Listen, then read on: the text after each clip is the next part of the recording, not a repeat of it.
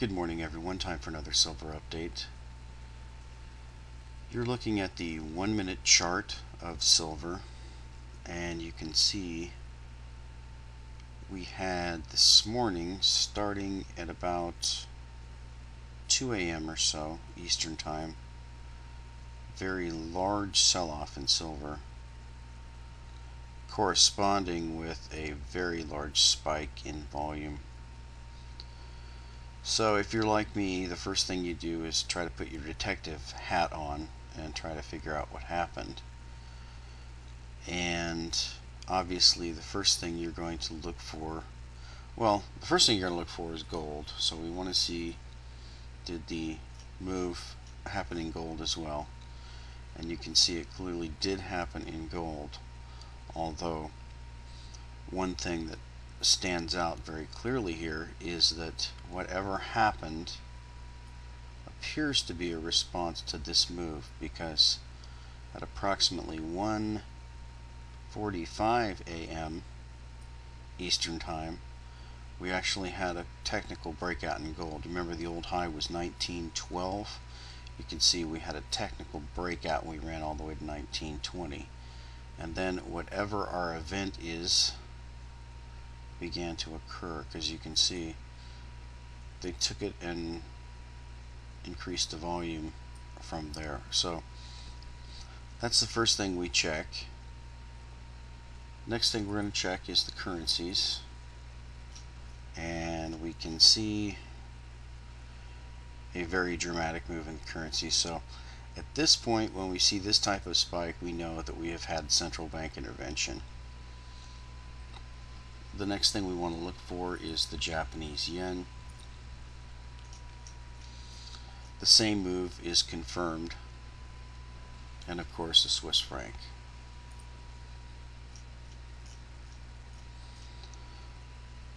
And a very dramatic move is confirmed there. So we can see central bank intervention occurred at approximately 4 a.m.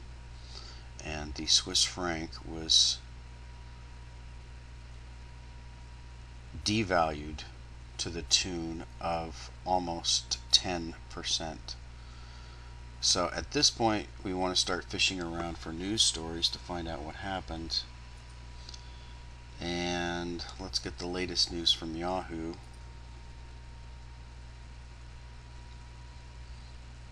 And we're being told that some stock losses on Wall Street, oil falls. Here's a little story here. Swiss franc slumps. Isn't that interesting? The Swiss franc slumped. Alright, so we'll go down and read the story. And they tell us the Swiss franc dropped sharply Tuesday after the country's central bank pegged it against the euro. Do you hear that, people? That is so shocking to me. I mean, do you remember when the stock market dropped 1,000 points, was down 1,200 points?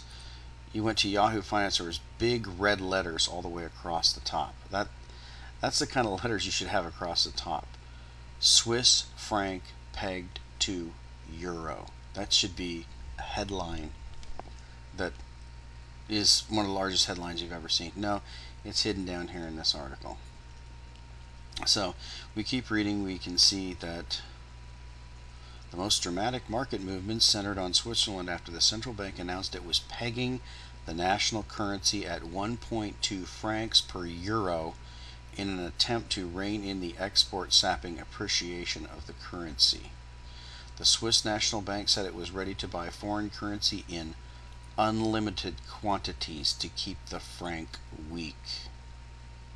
So that is absolutely huge news. So we want to jump over here and look at the chart of the Swiss franc versus the euro, and we want to see how that's performing. Sure enough, absolutely 1.2 Swiss francs to the euro. you can see that the Swiss franc was continuing to strengthen against the euro, and it had reached some critical mass. Actually, it had reached 1-for-1 right about there.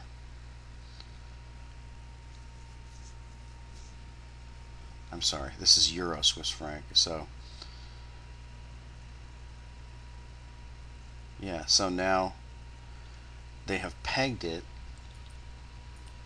And what's interesting about this is you start to think about what are the implications of this. Okay, well, everybody was pouring their money into this, whatever hard currencies were left, even though the yen's not really a very hard currency. The yen and the Swiss franc were strengthening against both the dollar and the euro. And now they've basically, in effect, Switzerland has joined the European Union, at least beginning with the monetary process by pegging their currency to the euro. Now, this is absolutely huge news. Why would Switzerland do that? Well, the reported news, of course, is that Switzerland wanted to defend its domestic industries, and because of the strengthening of the currency, it was suffering economically. That may be part of the reason. The main reason is that the Swiss franc is now no longer a safe haven to flee the dollar and euro destruction which is going on around the world. First interesting thing to point out about this chart is we have our wonderful, friendly bankster, gangster, pinstripe bandit criminals here who tipped their friends off. You can see that. They tipped their friends off. So those members of the European Central Bank and those members especially of the Swiss Central Bank that knew this was coming, they went and told their friends, had their friends get in key positions before this. Of course, they made themselves a nice tidy profit in a matter of minutes. So yes, we're dealing with a bunch of pinstripe bandits and criminals that are running the world central banks. That's the first observation. Second observation is we want to see how this is affecting the price of gold. The reason why is because having the Swiss franc pegged to the euro means that one less safe haven for your investments. There's one less, and I don't even know if there's one left. But the Swiss franc is also the currency of Luxembourg. So these are two traditional international tax havens, secret account havens, and now have effectively been brought into the euro scheme. Now, this is still being read as bearish for gold. I'm not really sure why. I would think that this would actually be bullish for gold. And that brings us to the next chart I wanted to pull up, which is going to be the chart of the Swiss franc denominated in gold. And we would expect to see the Swiss franc tremendously devalued against gold. So we would expect to see a very large rise in gold denominated in Swiss francs. So we want to pull that chart up first of all. And of course, that's exactly what we get. That doesn't even look like it can be right. That's a incredible move. Let's pull out. No, that's right. So you can see we had a breakout point here. Gold was rising in Swiss francs. And it was actually on the very edge of the all-time high of about 1510, and just as we began to penetrate that, it ran 100 points up to 1620. So a huge move, almost a 10% move in the price of gold denominated in Swiss francs. If we see if we can get our volume. We can't get our volume chart on here for some reason. So my guesstimate, though, is that we probably had a little bit of front running going on here, where the friends of the central bank were given advanced warning as well in this gold market. So obviously the strength in gold denominated in Swiss francs is there.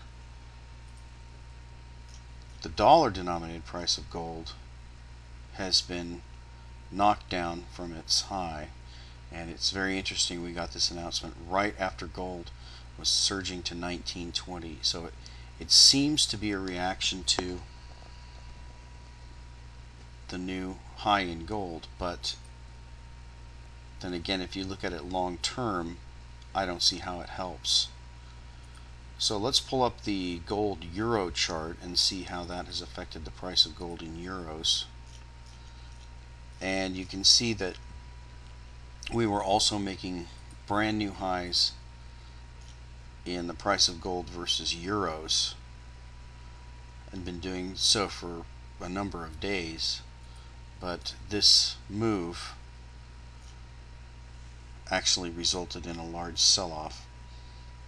So gold was into new highs, and it looks like the bankster gangster, they got together and they decided, okay, we're going to peg the Swiss franc to the euro, and this is the result. So very interesting news, fascinating stuff. Shows you the desperation of central bankers, that they are going to make sure that there is no currency left in the world where people can hide their money from the inflationary policies of central bankers. And it looks like it is having the desired effect on silver as well. Silver is falling, and gold is falling in US dollars as well. I expect that to be a very brief move, because there's one less alternative to the paper currencies of the central bankers. I want to talk a little bit about, briefly, some questions that had come up about the last topic I addressed, which was the mining stocks. And a lot of people have disagreed with me on my reasons for not purchasing mining stocks. So I wanted to clarify a couple of things. First of all, I wanted to clarify the idea of naked shorting, because that was one of the things that I brought up in regards to the 4 reasons that I had given for not buying mining stocks. And I just wanted to give a little explanation of what naked shorting is. Now, it's very interesting when we get over to the Wikipedia article. Anytime you have these large exclamations here, it seems that they're saying that the information is in dispute. And that's very interesting. Supposedly this information has been in dispute since December of 2010.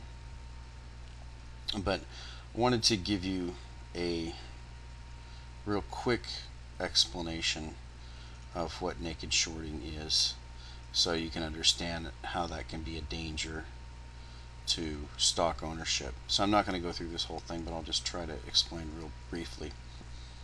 When you purchase a stock, for example, let's say you're buying 100 shares of General Motors.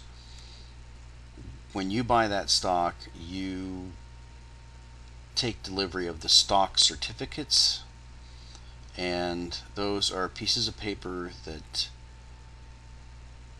have your ownership written on them. So they say you own this many shares, and it's a piece of paper, and you have it, and that's the number of shares that you own. Now, you can keep that stock certificate in what's known as street name, which means that your broker who you bought it for, let's say you bought it from Charles Schwab, and you've got 100 shares of GM that you just purchased, and it's in your account at Charles Schwab. Now you can go ahead and keep that in street name, which means it's held at the broker, or you could obviously take delivery if you wanted to. So you could actually get those certificates sent to you, and if you wanted to sell them, you'd have to bring them down. And so obviously the vast majority of people keep their stock in street name. Now what's keeping your stock in street name allows the broker to do is to loan your shares, and that's how shorting works. So if you're going to short a financial instrument, you have to borrow that financial instrument. The way the rules work is that if I say I still have my Charles Schwab account and I wanted to short GM, then when I go to short it, what I'm essentially doing is borrowing those shares and then selling them, planning on buying them back in the future and paying them back to the person I borrowed them from, hopefully making a profit by selling them or buying them back at a lower price than I borrowed them from initially. So that's essentially what shorting is, but shorting requires there to be the stock there to be borrowed in the first place. So if I want to short shares of GM at my brokerage, Charles Schwab, then the first thing they're going to do is check to see how many shares they have held in street name. I'm going to be limited by the number of shares held in street name. That's all that I'm going to be able to borrow and sell. So the way that naked shorting comes into play is that naked shorting is essentially selling more than what is held there in street name and waiting for that to be delivered. So for example, let's say I went down to Charles Schwab and said I want to short 1,000 shares of GM, and they look and check and see what's held in street name, and they find out they only have 800 shares. So essentially what they can do is they can borrow the shares from somewhere else which are held in street name, and those shares have to be delivered to them at a future time so they can be sold. Even though they sold them ahead of time, they have to borrow them. So that's where you get this concept of the DTCC, I believe it's called, the Depository Trust Clearing Corporation. What their job is to do is to balance these borrowing and paying back of these shares. So if I went and sold 1,000 shares short of GM and my brokerage only has 800 in street name, effectively I have borrowed an extra 200 against some other place. Now let's just say, for example, that my broker went ahead and sold those extra 200. Where did they come from? Well, obviously they're just in their system. They're really selling something that they don't have and waiting on delivery, and that's where you get these things called failure to deliver. And if you follow this a little bit, you have this CEO of Overstock.com, Patrick Byrne, who's talking about how they have attempted to destroy his company by doing this. So basically what naked short selling is counterfeiting. That's the easiest way to explain it. When you naked short sell anything, you're essentially counterfeiting it because you're selling something that you don't have. Now, how does this come into play in regards to the mining stocks? Well, is there any reason why they can't naked short sell mining stocks? And there have been a lot of people writing a lot of articles indicating that they believe they are.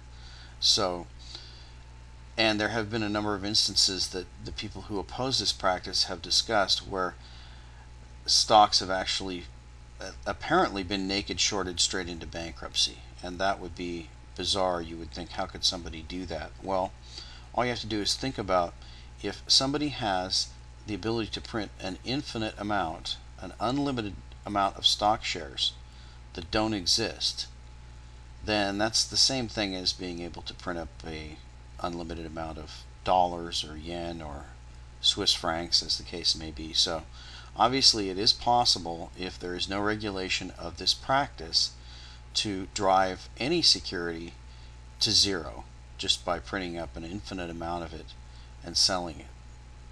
So it is counterfeiting, it is wrong, and it does apparently go on. I haven't done that much exploration of it because I don't trust stocks anyway, so why would I care? But naked short selling is another risk and another reason why owning paper assets, specifically mining stocks, in my opinion, is not a safe bet. So back to the Swiss franc, we have a absolutely earth-shattering announcement with the essentially the devaluation and pegging and joining of the euro of the Swiss franc. And this is just absolutely astounding that this is accompanied by virtually no news, a news blackout. I'm sure at some point the financial press is going to be talking about this, but as of now, the headline is that, and of course you can see the headline now is there isn't even a headline on the Swiss franc now. Instead of saying slows, it just is gone. So one of the biggest pieces of financial news probably in the last 10 years, the Swiss have now entered the euro currency, is basically met by a news blackout. But there's no question that the news is real, the news is true, and you can see it when you look at the chart of gold in the Swiss franc.